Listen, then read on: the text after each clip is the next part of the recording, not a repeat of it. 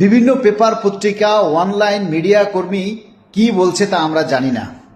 Basic ভেঙে pay scale হোক সেটাও আমরা মানি না। দাবি শুধু একটাই, এক ধাপেই মূল বেতন একবারেই চাই।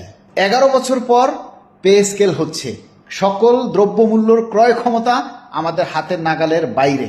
ক্রয় ক্ষমতাকে সমতায় আনার জন্য প্রশাসনিক কাঠামো, প্রশাসনিক জটিলতা, সকল গ্রেডের মধ্যে সমতা এবং আইবাস সিস্টেমের জটিলতা এড়ানোর জন্য সকল গ্রেডে শতভাগ মূল বেতন একবারই চাই, দিতে হবে।